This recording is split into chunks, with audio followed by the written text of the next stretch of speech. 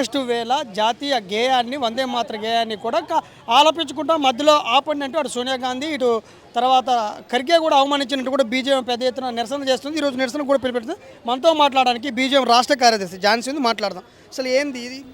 నిజంగా వందే మాత్రం మన బాధ్యత, మన నినాదం మీరు అంటారు. అంటే కాంగ్రెస్ వాళ్ళకి కదా, వాళ్ళు ఎందుకు అవమానిస్తారు? అందరికి కూడా సమానమే కదా, వాళ్ళు ఎందుకు అవమానిస్తారని ప్రశ్న.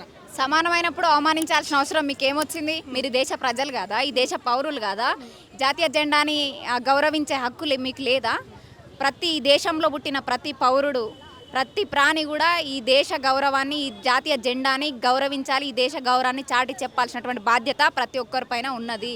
ఈరోజు పూర్తి వందే మాతర గేయాన్ని ఆలపించాలని మన గౌరవ ప్రధాని నరేంద్ర మోదీ గారు ఇచ్చినటువంటి పిలుపు మేరకు ఈరోజు దేశవ్యాప్తంగా కూడా ప్రతి పల్లెటూరు, మారుమూల గ్రామాల నుంచి ఈరోజు ప్రతి ఒక్కరు కూడా వాళ్ళ యొక్క పిలుపుని గౌరవించి ఆ విధంగా ఆలపిస్తున్నప్పుడు మీరు పార్టీలో ఉన్నటువంటి అత్యున్నతమైన అధిష్టానంలో ఉన్నటువంటి ఒక పార్టీ నాయకత్వాన్ని మీరు నడిపిస్తున్న నాయకులుగా ఈరోజు జాతీయ గేయాన్ని ఈ విధంగా అవమానించాల్సినటువంటి అవసరం ఏమొచ్చింది?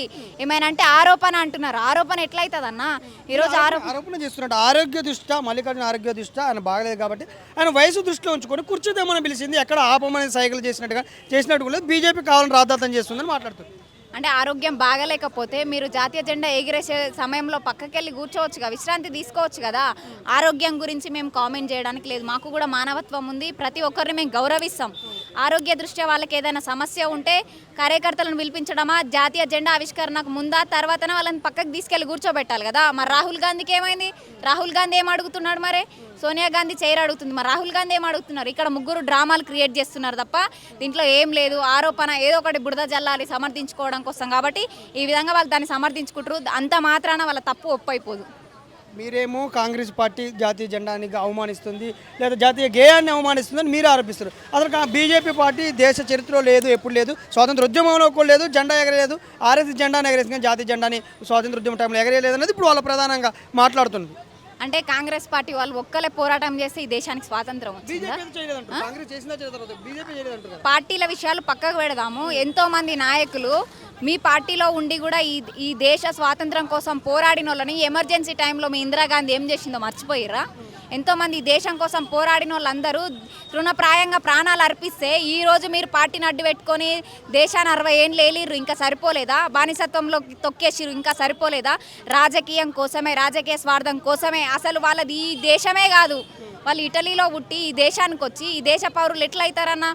ఎంతోమందిని ప్రజలను పిచ్చోళ్ళని చేస్తారా? మీరు ఒక్కరు కాంగ్రెస్ పార్టీ వల్ల స్వాతంత్రం వచ్చిందంటే నమ్మడానికి ఎవ్వరు లేరు.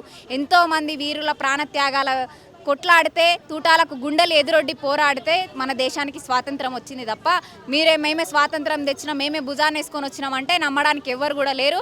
మరి తెచ్చిన స్వాతంత్రాన్ని తెచ్చిన వాళ్ళు మీకు జాతీయ గేయాన్ని గౌరవించడానికి నొప్పి ఏమవుతుంది? మీరు ఇప్పుడు మీరు చేస్తున్నారు ఇట్లుంటే వాళ్ళు ఏమిటి స్వాతంత్ర ఉద్యమంలో లేదు, స్వాతంత్రం వచ్చిన తర్వాత కూడా మత పిచ్చితో బీజేపీ హిందుత్వం అంటూ కూడా అందరినీ అవమానిస్తుంది. ఇప్పుడు రీసెంట్గా చూసుకుంటే రీసెంట్ టైంలో కూడా ఖర్గేని అవమానించింది. అందుకే రేపటి నుంచి మేము నిరసనలు చేస్తాను కూడా ఇప్పుడు కాంగ్రెస్ వాళ్ళు చెప్తున్నారు సందర్భంగా కనపడుతుంది. దాన్ని ఎట్లా చూడాలి? అంటే మత పిచ్చి అని ఎట్లా మాట్లాడతారు మీరు? మత పిచ్చి అంటే ఈ దేశంలో మెజారిటీ పీపుల్ హిందూ కాదా? అంటే హిందువులు పోయి ఎవరి మీద దాడి చేస్తున్నారన్న? హిందువులు పోయి మైనారిటీల మీద దాడులు చేస్తున్నారా? ఇవాళ మీరు హిందువుల మీద దాడులు చేసే వర్గానికి కొమ్ము గాయట్లేదా? ఈరోజు ఉగ్రవాద సంస్థల్ని పెంపొందించే వర్గానికి మీరు కొమ్ములు గాయట్లేదా? ఈరోజు హిందువుగా బతికితే మతతత్వమా? ఆరోపణ ఎట్లయితుంది అన్న? ఒక హిందువుగా బతికితే మతతత్వవాదులు అవుతారు, మతోన్మాదులు అవుతారు.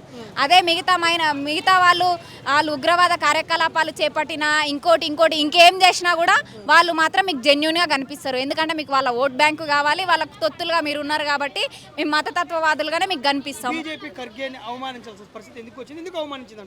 బీజేపీ మీకు ఒకవేళ పార్టీ నాయకుల తరపు నుంచి మా పార్టీ నాయకుల తరపున ఏదైనా మీకు నొప్పించినట్టు అనిపిస్తే దాన్ని ఖండించాల్సినటువంటి బాధ్యత ప్రతి ఒక్కరిపైన ఉంటుందన్న. అవతల ఏం చేసినా మేము ఖండిస్తాం. యాజ్ ఎ ప్రతిపక్ష పార్టీగా మీరు దాన్ని ఖండించండి. అంతేగాని జాతీయ జెండాను అడ్డు పెట్టుకొని ఆటలాడాల్సిన అవసరం లేదు కదా. చేయనియండి, నిరసనలు చేయండి, అప్పుడు మరి మేము ఆరోపణ అనాలనా? ఎట్లా చూడాలి మరి? ఇప్పుడు మీరేమో వందే మాత్రకేన వాళ్ళు అవమానించిన ఆరోపణ చేస్తే వాళ్ళు ఖర్గేని అవమానించారు, దళిత సామాజిక వర్గానికి చెందిన వాళ్ళని అవమానించిన వాళ్ళు అవమానించినట్టు ఎక్కడ అనిపించింది మీకు? అవమానించినట్టు ఎక్కడ అనిపించింది? ఒక పార్టీలో ఒక నాయకుడిగా ఉన్నప్పుడు మీరు నేషనల్ ప్రెసిడెంట్గా ఖర్గే గారు ఉన్నారు.